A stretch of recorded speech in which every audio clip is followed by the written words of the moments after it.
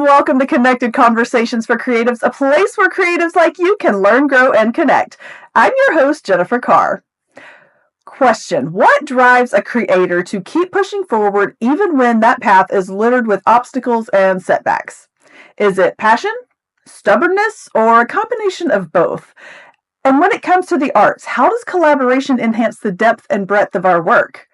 These questions aren't just philosophical, they're practical, and they can guide the journey of artists everywhere as they forge connections through their work and with each other.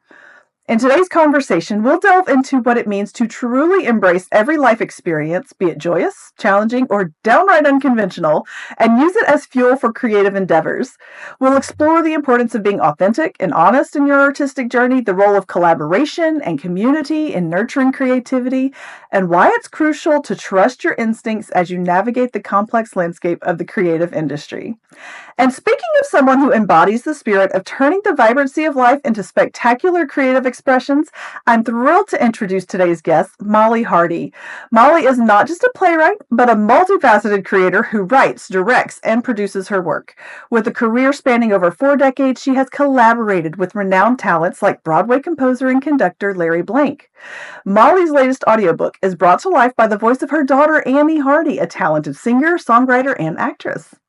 Molly's recent book, I've Been Fired from Every Job I've Ever Had, is a testament to her relentless pursuit of her artistic vision, showing us that sometimes to follow our dreams, we need to make bold moves, even if it means getting fired from every job you've ever had.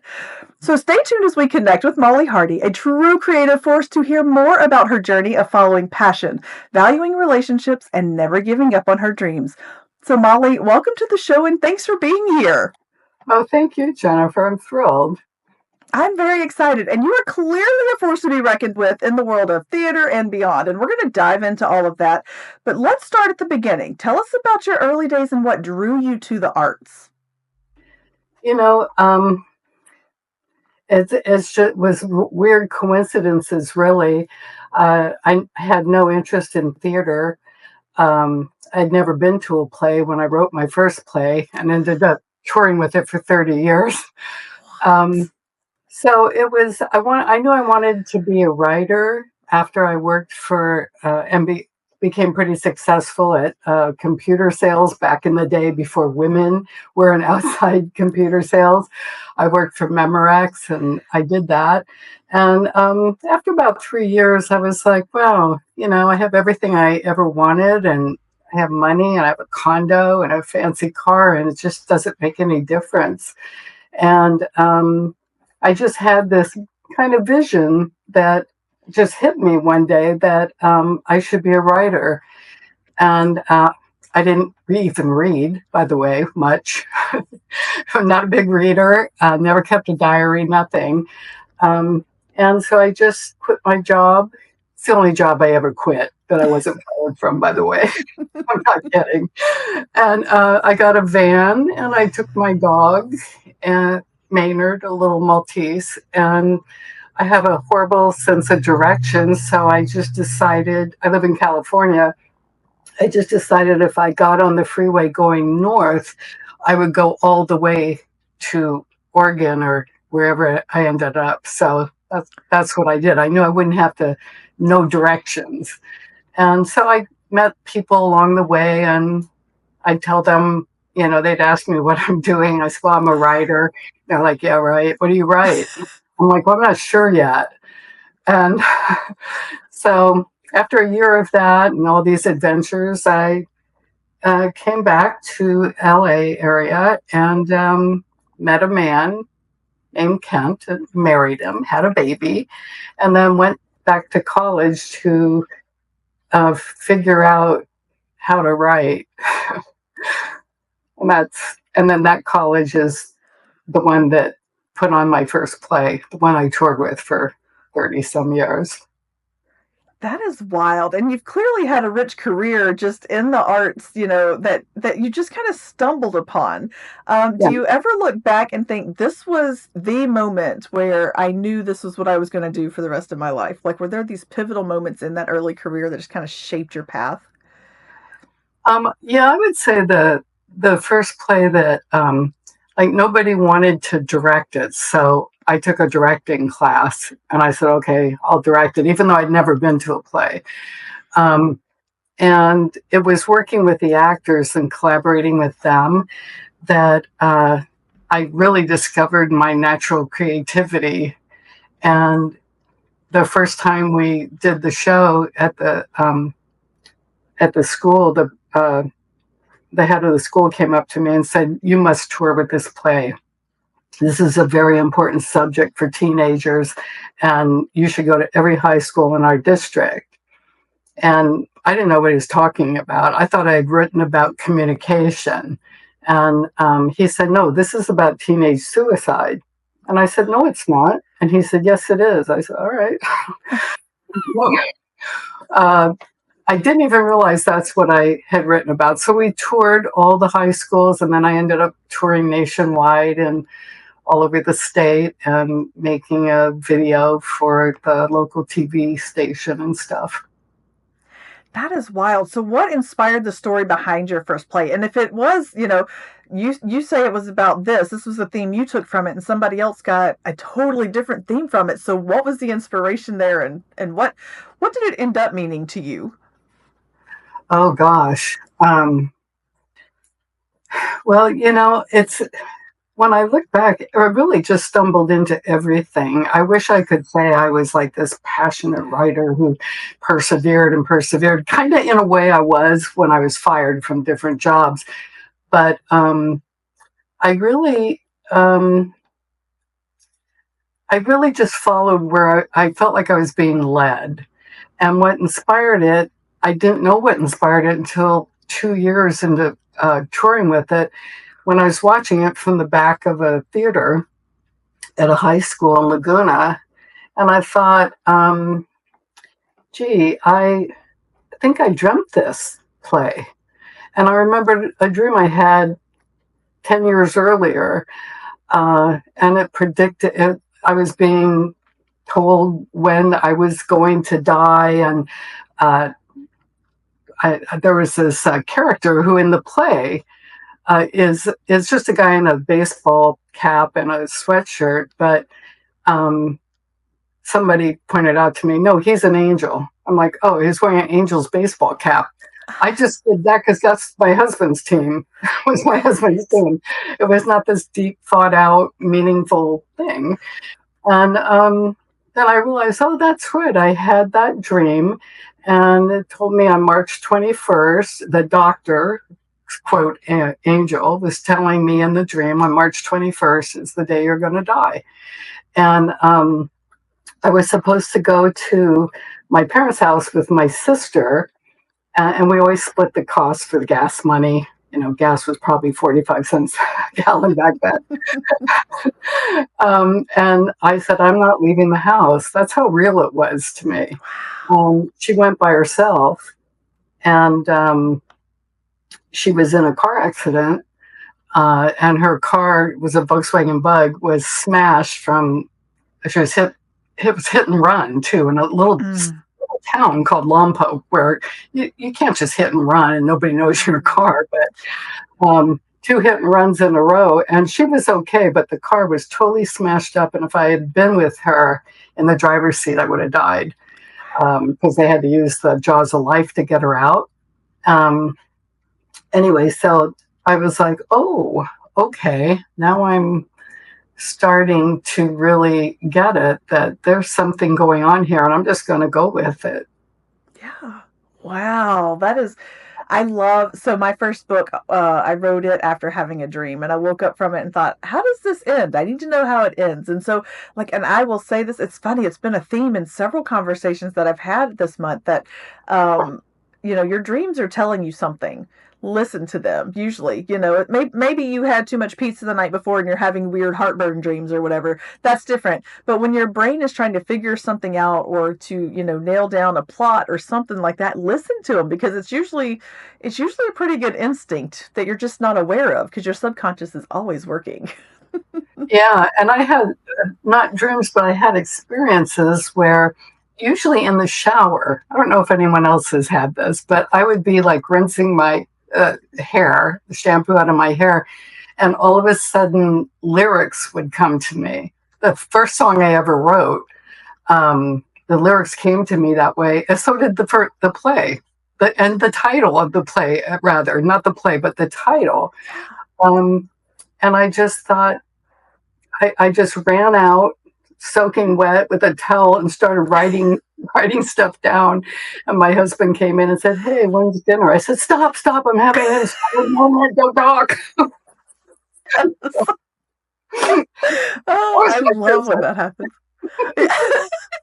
I love when that happens though, because it is like this, you have to get it out. And there have been times where I'm like, don't talk to me. Like the door's closed for a reason. Leave me alone, because that has to be, I have to be in the flow state, because if you interrupt me, it's gone. It will be so far gone. Oh, for sure. Okay, so throughout your career, you've also, like, collaboration seems to have be a pretty significant aspect of your work. So, what is an ideal collaborative experience for you like? I love working with actors, and Not everybody would say that. really, They're oh, just temperamental. I don't know. I've done like theater type things, and it's just like y'all are a little special. Maybe I'm the special one. I don't know. no, I think actors are, they're a special breed of human. They're very sensitive. And the actors I've worked with that are great actors, that have gone on to be on in TV and movies and stuff, um, I just found trusting their instincts helped me follow my instincts. And Mm. I always thought they were so much more creative than me. So, and brave, because I didn't want to act. I didn't want to be on stage. I didn't want that. And so I would just follow where they went. And sometimes I'd put them through, you know, uh, like, just let's just make this scene up. Like, say this is happening. What would you do? And what would you say? And then I just go, oh, that's better than what I had. Write it down. And so I took their collaborations like we were partners. And I know some directors, get all I don't know, controlling and stuff with casts, but I just felt like everything they gave me was a gift. And I think they treated me the same way. Like I gave them this gift of a role that they could really experience themselves in, and they understood it. And that's when I learned that my writing people did understand me, which was life saving. Yes, I love what you said, that you would trust their intuition to confirm your intuition. And I think that makes an ideal collaboration. I've never thought of it that way, but when you have two gut feelings that agree with one another, you're probably headed in the right direction. And that comes kind of naturally. You kind of think, well, duh, that's obvious. But when you're talking about your art, it is so intuitive. So to have two artists agreeing to go in the same direction, like, I feel that's kind of a unicorn moment. Oh wow, that's a great saying, a unicorn moment. I like that. Yeah.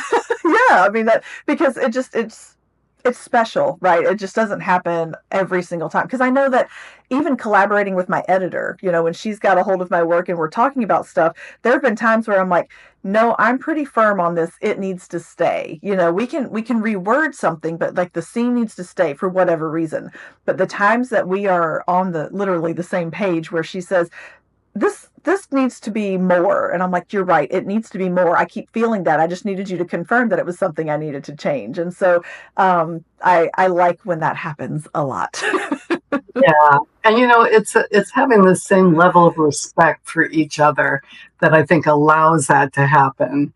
And I respected the actor's talent and instincts, and they respected me for my writing and for my, I guess you'd say, belief or passion. Not passion really, but my belief in what I wrote. I knew it. Whatever I wrote, I believed in it, because I feel like Yes. it came through me. No, there's no way I should know how to write a song, a book, a play, nothing. I feel that. I feel that. And that, and it's not even like a false humility. Like, I honestly sometimes read something I write and I think, I wrote that? It's a question. It's not a statement. It's like, how did that happen? Okay, where yes, Exactly. I'm not modest, nothing. I Yeah. mean, no, there's just no way I should have known this stuff, but it just, I guess, was always in me Mhm. in a way. But I mean, I didn't write anything till I was 31 years old. I love that too. I love that we can get to a point in our lives where we realize something's inside of me that needs to get out, and we just take it because you're more confident in yourself, maybe in your abilities, in your desires. I don't know, but that was me. On the one hand, I wish I had been a little younger when I did get started, because I think I've seen so much growth just in the last 3 years in my own art that, I would love to know what I would look like if I had started sooner. But at the same time, I don't think I would have had the same drive and motivation to do what I've done in 3 years over the span of maybe 10 years. Oh, exactly. I used to put a coffin in the back of my VW van and load it with 6 actors and drive to high schools in Orange County with this coffin donated by the local mortuary, by the way. And I don't know how I did that. That's a lot of work, uh, a lot of touring, if you will.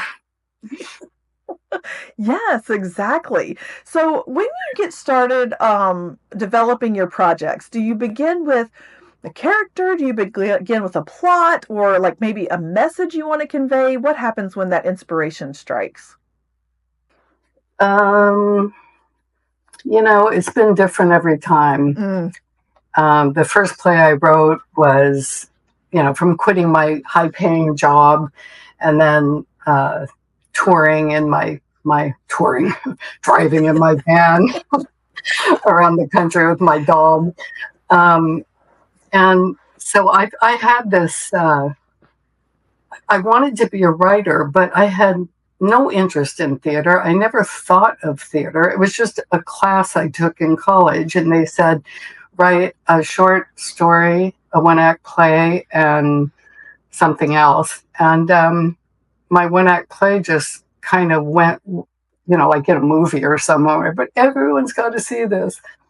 Then the next thing I wrote, I toured with it for 9 years, and my best friend and soulmate, Jim Boyer, he was a musician who approached me one day and at school, and he said, I'd like to write a song for your play. And I'm like, okay.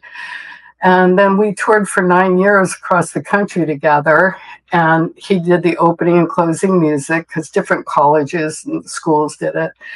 And then I got thrown into leading this Q&A with the kids, usually kids. And at first it was like, a couple hundred, and then it was like the whole school. And my biggest fear being speaking in front of groups.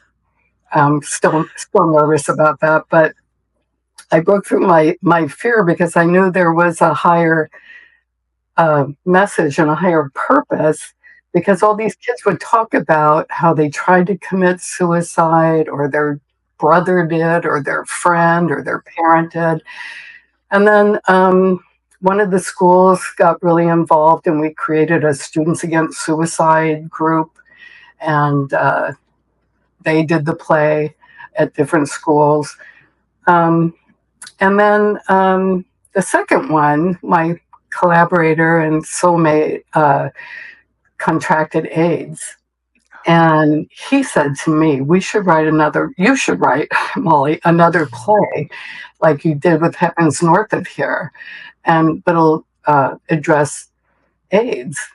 And we mm, could get people talking about it, because this was like in 1990 or 89, when AIDS was a death sentence. mm-hmm, You died of AIDS.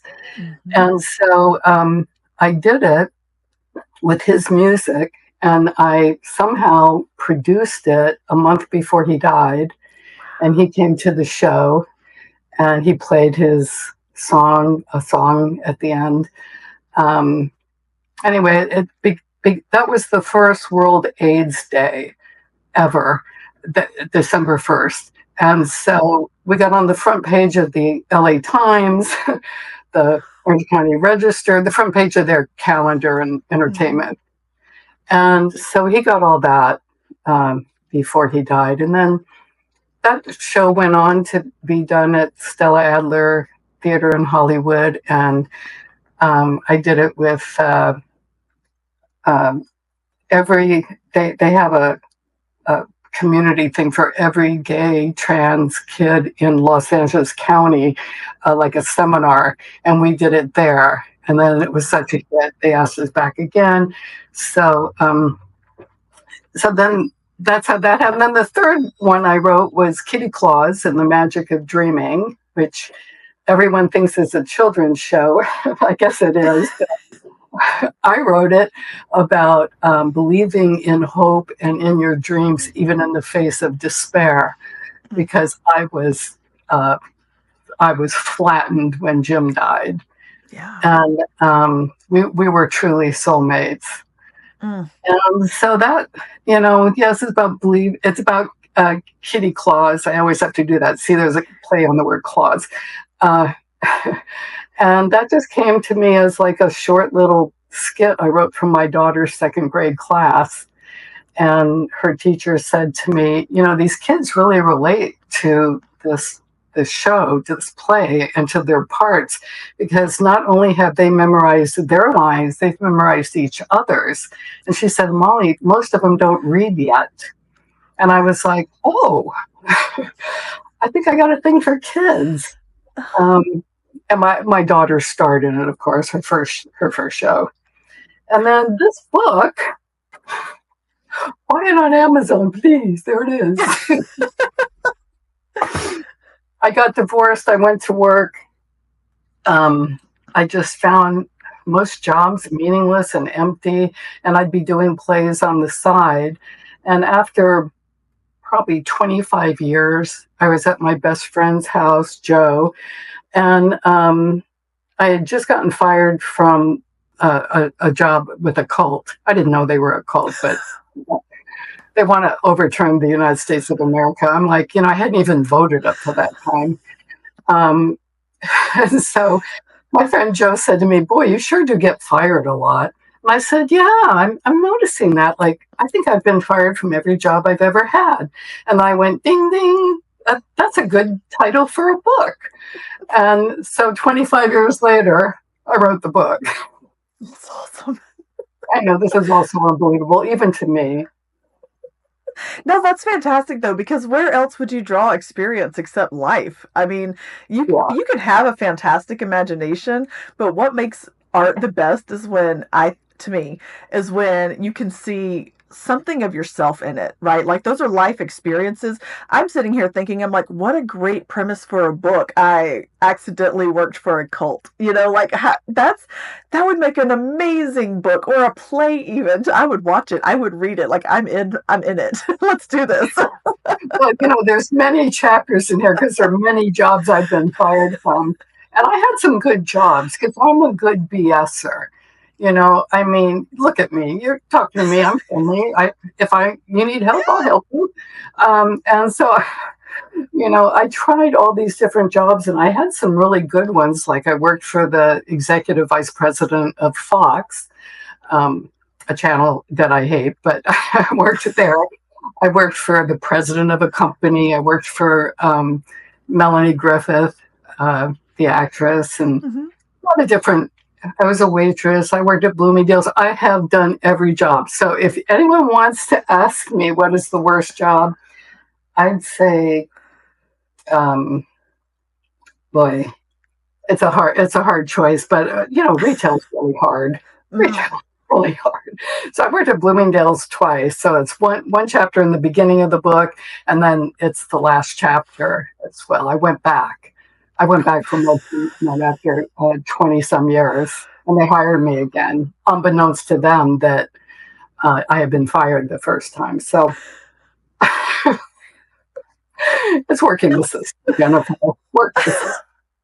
I like it, and you are not wrong about retail. It never fails. I will be somewhere, maybe like on vacation, going to a tourist shop. I grew up in a tourist town, and I worked the retail there. I'll go on vacation and walk in, and I'll be like, "Hey, how's it going?" They're like, "Oh my gosh, is it time to go?" And I'm like, "Baby, I served my time. I know, like I've served my time. I can relate to you. This too shall pass." Retail's bad along with waitressing, but being an assistant to someone's not fun. That's a tough one. I can imagine. I just recently brought on a virtual assistant, and just to kind of help with a lot of my administrative stuff because things they grow, and I'm only one person, and I love that. But anyway, I brought it, and I'm like, okay, where's the balance? I want her to like me. I want to be like her friend, but I'm also still her boss. Like, where's that fine line? So yeah, I can imagine like being someone's assistant, and like it's hard for them too. But probably harder for the assistant. Well, that's what I'm talking about. I was the assistant. Yeah. Like, I didn't have an assistant. I was the assistant. oh yeah, like it would. I can't imagine. I can't imagine. Because I'm a very type A person, and so to be someone else's assistant, I'd be like, no, do it my way, even though I'm the assistant. Like, work. Well, I went from being the writer, director, producer to can I get your mail? You want coffee? What now? I mean, I was used to being in charge and treating people with respect and admiration, and I was just a lonely assistant, which is pretty much lowest thing you can be in Hollywood. Yeah. So it's hard to get that, to let somebody tell me what to do. I can imagine it would be hard for me too. Except, I'd be like, can we? I'll work for trade secrets. What do you know? Because you hit me up with some gossip, and I'm like. Like, the assistant would know stuff, and I'd be like, okay. Even Donald Trump's assistant knows stuff we don't know. Oh my goodness. That is a conversation we could have. Oh, that would be amazing. Okay, so back to the creative and arts and stuff. Yeah. But this is something that it was in our pre-show conversation. You mentioned a topic that, and it kind of goes along with what we're talking about, because you were talking about, working with kids and sharing a message with kids and that kind of thing. But also with creativity. And it's a topic that comes with challenges most people will never understand. And it's near and dear to my heart because I am all about kids who are at risk and trying to find a way to serve them, to work with them, to inspire them, whatever it takes, because they fall through the cracks so often, right? They're marginalized, they get lost in the shuffle, and who knows how many amazing artists that the world has lost in that process, right? The potential there is so great. So what are the experiences that you have and the benefits you've seen with infusing the lives of these at-risk kiddos with opportunities to just experience creativity? Oh my gosh. I think I've worked with foster kids. I've worked with gang kids. I've worked with kids from Beverly Hills. I created a writing program with at-risk kids called Life Matters. Mm. And I think just, I don't know, there's a spark for me with the high-risk kids. I don't know why, except maybe I was one. Were you one, do you think? I was not. And that's the thing. Well, I was not at risk. I grew up with foster children in my home. I had foster siblings my entire childhood. So I saw the at-risk kids firsthand. Like I saw them, I heard their stories, I related to them in that way. So I was not at risk, but I do know where they come from and have worked alongside them, yes. Yeah, well, at risk, I mean, I don't even put myself in well, I do put myself in their experience to learn. But I think as a young kid, I was very confused. I was very rebellious and lost, basically. And, I wasn't a foster kid, although this is another thing, and this is bizarre, after I worked with foster kids and created that program and I realized that I had been in foster care when I was in first grade for probably maybe 6 months, maybe a year. My father was in the military and he had gone over to Germany and he was supposed to send for my mother and her 4 kids, including me. And he didn't send it for us for about a year. And I think my mother had some kind of breakdown and all I can think of is it was some kind of foster care. I was so young. But, we were in a big house. There were about, I don't know, 15, 20 kids in the house, and it was run by, parents who none of their kids were there. But so I realized, oh gosh, that actually happened with me too. And I never thought about it my whole life. I never really thought about it until I worked with foster kids. And I got, when I gave them the opportunity to write their story or to share their story, they went, it's in the book. Word for word, everything they wrote, the misspellings, the cursing, everything is just and they performed it for other foster kids. Wow. So I forgot your question. Oh, I was just, what are the benefits of giving these kids this opportunity, right, to experience creativity? Because, and for me, and I'll just say, for me, writing is very therapeutic. So, yeah. I'm sure that's also kind of something they experience as well. Yeah, I mean, I saw kids' lives change just from watching that play Heaven's North of Here. Mm-hmm. Kids in Michigan toured with it and brought me out there, and we went. I mean, I've been to all the places you could ever think of to do a play: cafeterias, mental hospitals, prison for kids, foster care conferences, high schools, colleges, the Air Force, the Marines. Back in, I think, the 90s, there were more Marines killing themselves every day than dying in whatever war we were in, or wherever it was. And so the Air Force and the Marines hired us to go and perform the show for all these young soldiers.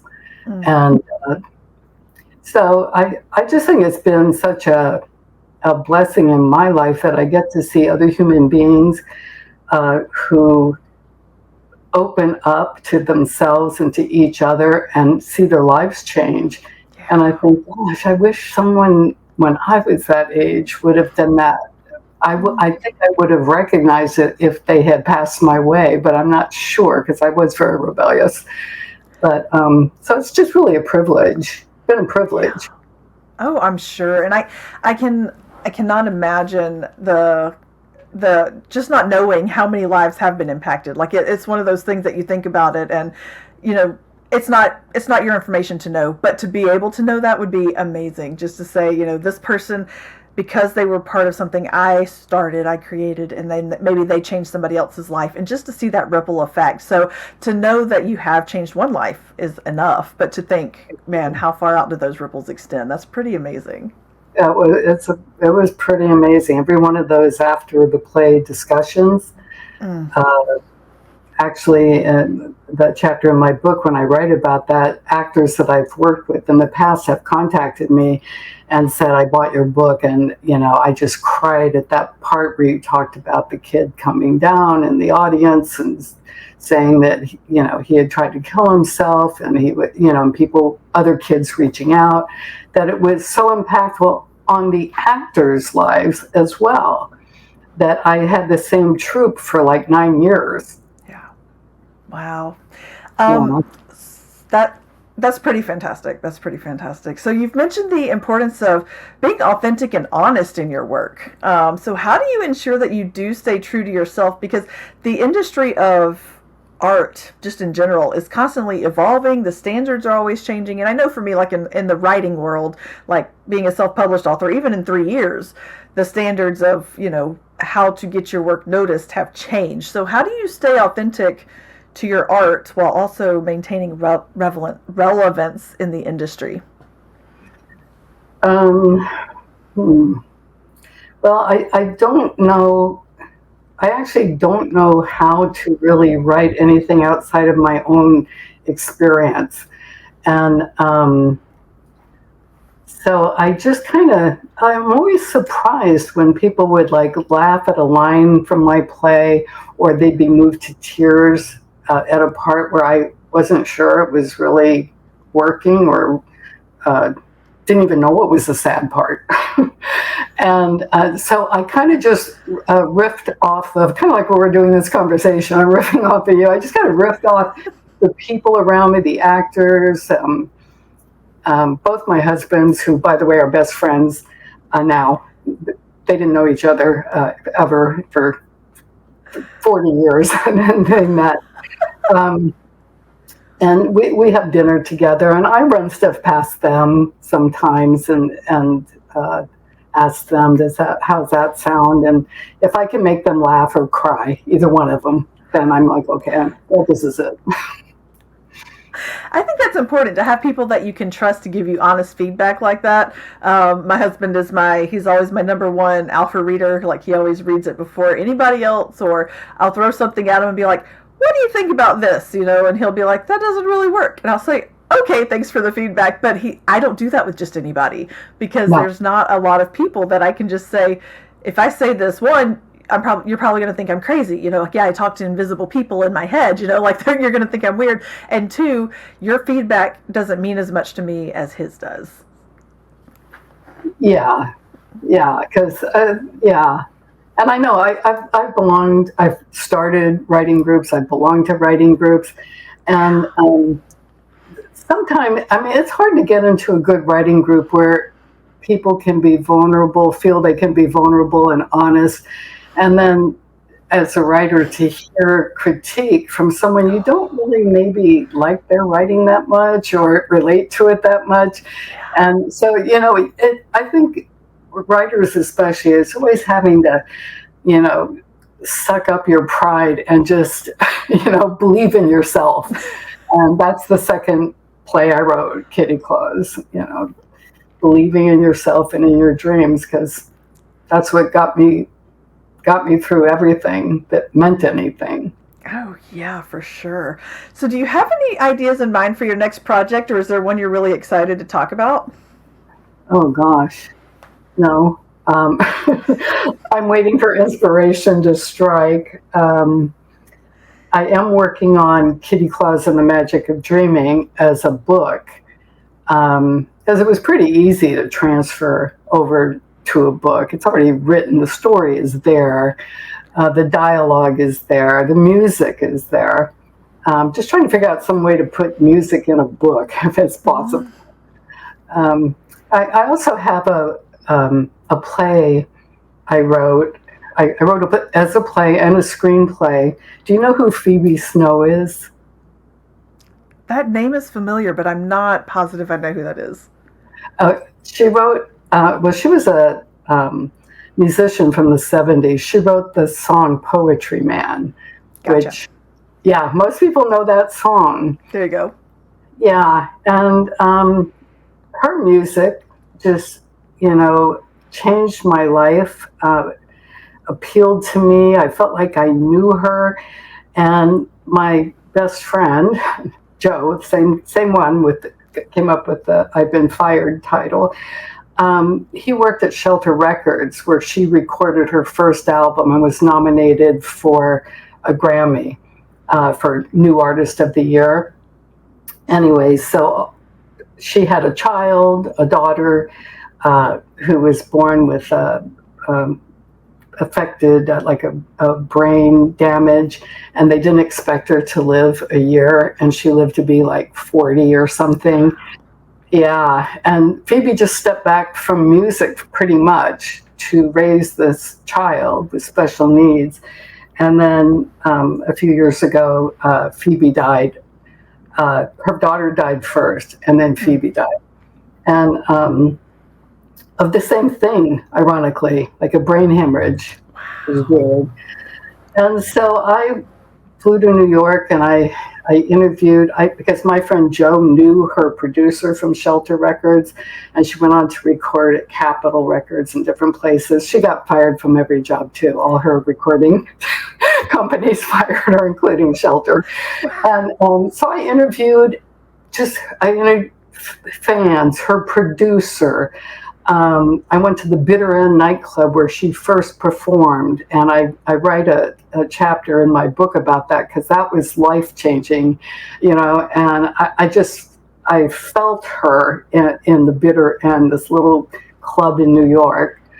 And so I interviewed everyone, her next door neighbor that grew up with her as a child, everything. So I felt like I really captured her through their experience and my own. And so the chapter, The Bitter End, in my book is about Phoebe. So I have a stage play of it, which I would love to find a great actress who could sing like she could. Ooh. And and tell that story. So back in the back of my mind, Phoebe is called Something Real. Uh, it's her life story, and I wrote it as a screenplay as well. Although I've never really written a screenplay before, but when I wrote it as a stage play, I thought this is a really amazing woman, and interesting, incredible story, and what a talent. And her fans to this day on Facebook, her fans stay in contact with each other. And I think she passed away like, I don't know, 12 or 15 years ago. Wow. What would it be like to leave that kind of legacy behind, where people are still you're really still alive for them? Like, I don't know. It sounds kind of weird to say it that way, but to think to have that kind of impact on people and your art to have that kind of impact on people, like I can only hope.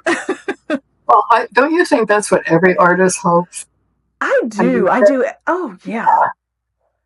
I that really what do. you say, what you write, what you think and feel can impact another human being or a bunch of human beings is like, oh my God, it's creating, you're like God because you're creating something from nothing and sharing it, and people accept it and get moved by it, laugh at it, Oh, cry at it. yes, and I was actually thinking about this earlier today after another conversation that I'd had.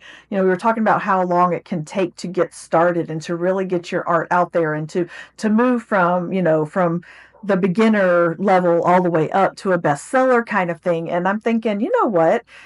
These books are going to be here even after I'm gone. Like my words, my art, everything will still be out there and still growing. Like I will still be leaving a legacy for my family. There's income for my kid at some point because, my art is still, reaching people and touching people and making a difference. And so, I think that if you can see that far into the future and really consider the fact that, yeah, you may not be on the bestseller list now, but some of those authors from hundreds of years ago, 100 years ago, they're just now really making a comeback, like so there's hope.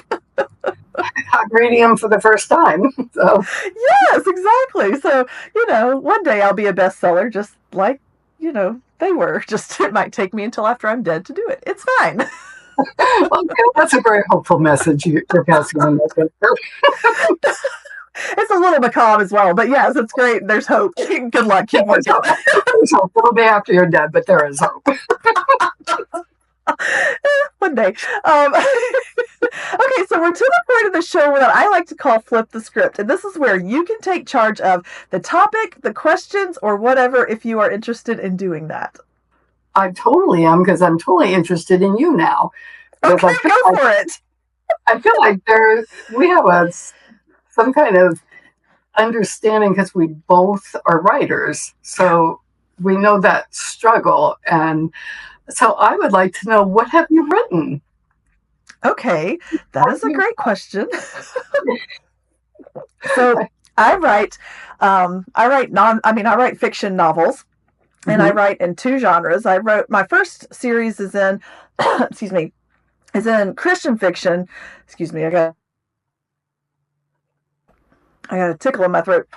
Is Christian fiction, but then I'm working currently on a series that the first book came out in February, and it's a contemporary romance series. And so I write love stories, and some of them have suspense to them, but most of the time it's just love stories. Oh, I love that. Yeah, I'm a romantic at heart. I've always been that way. Like I can remember writing really bad love poems to a little boy in like fourth grade that I had a crush on, and it was terrible, terrible poetry. But I couldn't help it. I had to express myself in really bad poetry form. Well, in fourth grade, I can imagine how sweet that was. Do you still have it? I do actually have some of it. And I don't know if I have it directly, those exactly, but I did find when we cleared out our attic to move where we live now, I did stumble across an entire 3-ring binder full of terrible poetry from it. It was definitely middle school. Um, and I took them all out and I put them in a manila envelope and I sealed them and taped them up. And I was like, maybe do not open until I die or something. I don't know. It was like some kind of warning, like this doesn't need to be opened for the world ever, maybe. But I couldn't bear to part with them. Like I couldn't just throw them away either.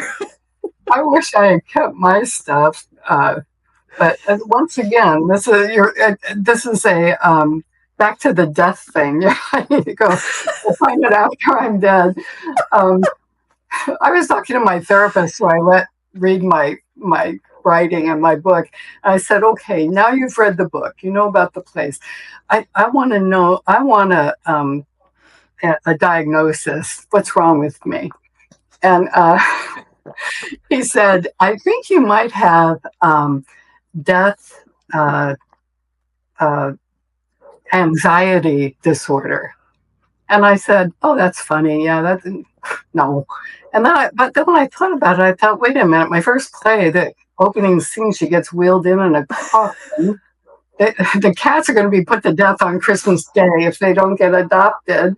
And AIDS. Yeah, I think he's right. Use your disorder, kids. Use it to your advantage. Yes, I love that. And do you find that your writing is, I mean, I said it earlier, but I wasn't kidding. Like when I wrote my first book, I thought, man, I feel like I've been in hours of therapy. Like it was just me pushing emotions and just pushing thoughts and imagine. And by the time I was done, I was wiped out, but I felt so energized. Like I had just been through this huge cathartic session. Wow. Yeah. Yeah, that sometimes happens to me. Most of the time I'm just drifting along and stuff happens and oh, my friend's dying, he wants me to write a play, or I'm in writing class and I said I'd write a play, or I work best under pressure in some way. Now, the other question I have for you, enough about me. Where do you live? I live in Alabama. We are in smack dab in the middle of Alabama. There's that little accent. Yeah. I try to hide it. I when I am doing when I'm having professional conversations, I will hide it. But if you get me going and we start talking like we're friends, it does kind of creep in there. Or if I get tired or stressed, it comes out. And where did you move from to Alabama? We were still in Alabama. We were just in North Alabama, and we moved down. We bought a little farm in the middle of Alabama. And the reason we actually moved to this little farm is because it's close to my in-laws, and we're getting to that point in life where being close to our aging parents is the right choice. And so we moved here about 6 years ago, I guess, but I've always lived in Alabama, except for 2 years that I lived in Louisiana. Oh, I went through Louisiana on my van trip. I went to the Mardi Gras. Ooh, yeah, you were down in New Orleans? Yeah, New Orleans, yeah. Mm-hmm. I met these hippies in Northern California, and it was their idea. I never even heard of the Mardi Gras. I've never been to Louisiana. I didn't know anything. And they lived up in the mountains in Northern California where I was camping. And they grew marijuana. And this is back in the late 70s when it was still illegal in California, other places. And so they said, you have a van and there's, we got nothing but time on our hands. And, we've got some pot. Let's go to the Mardi Gras. I'm like, all right. That's fantastic. I love that. And what's funny is like in New Orleans, Mardi Gras is like, I mean, it's a religion. Like it is a thing, and it will last and last and last. And so we lived in New Orleans when I was a lot smaller. That's when I lived in Louisiana, we lived in New Orleans, but I was young, like 3.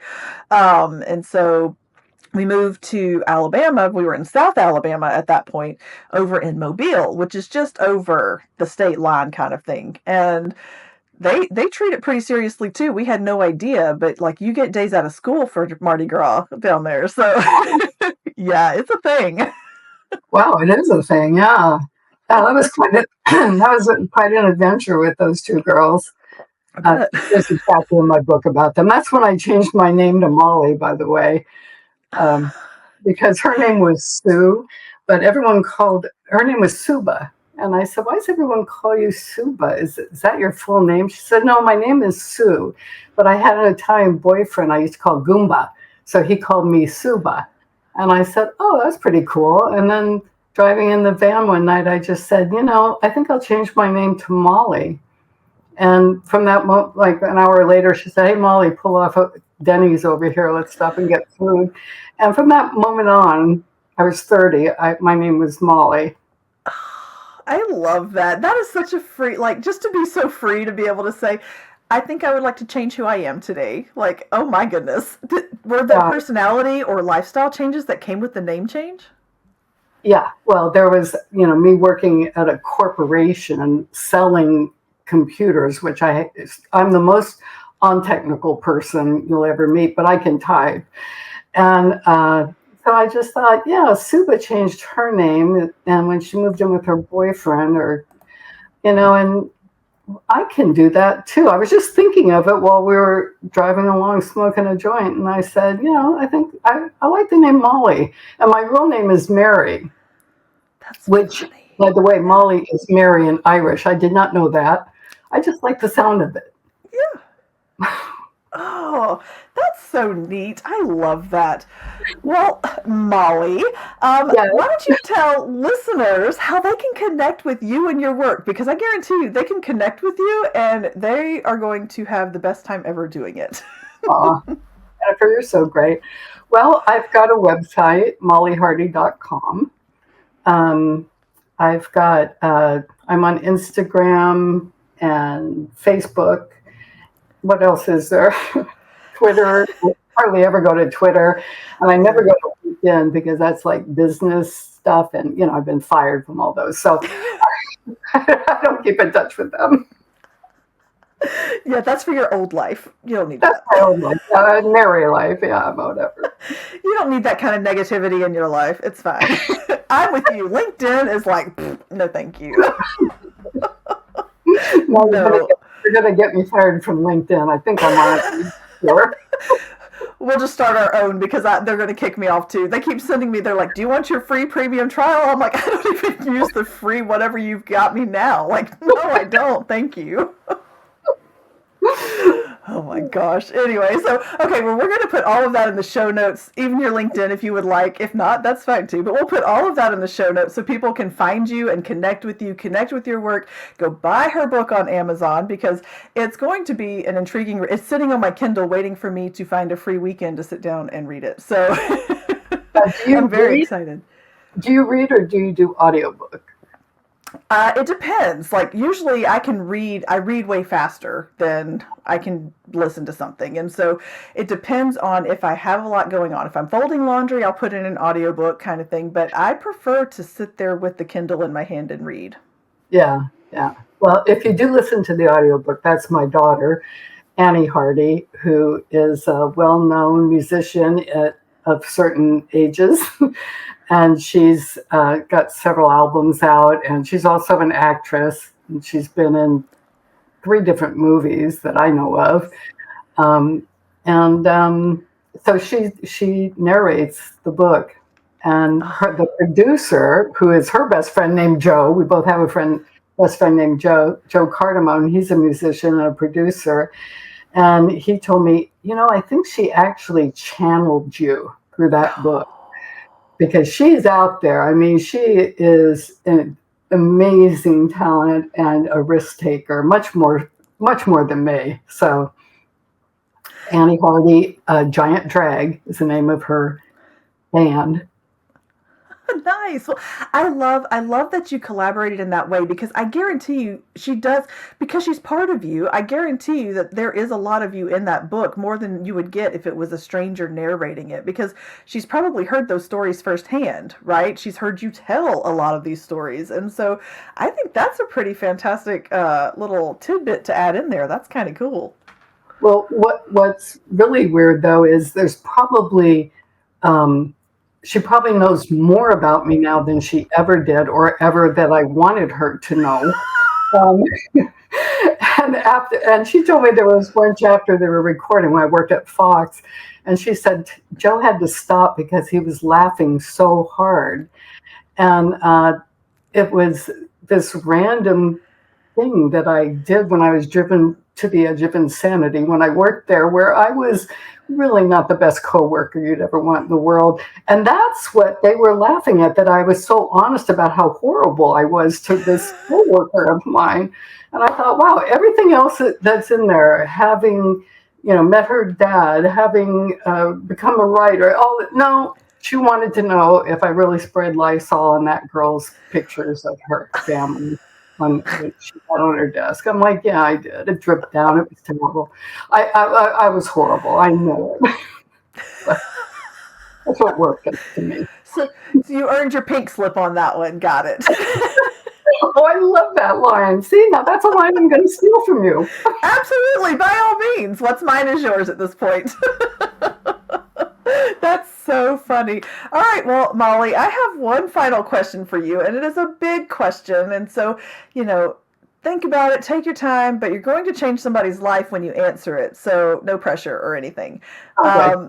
Are you ready for your big question? I am. Okay. What is one piece of advice or encouragement you want listeners to walk away with if they hear nothing else? Wow, you're right. That is a big question. It is. I would say believe in yourself and your dream and love as much as you can, as many people as you can.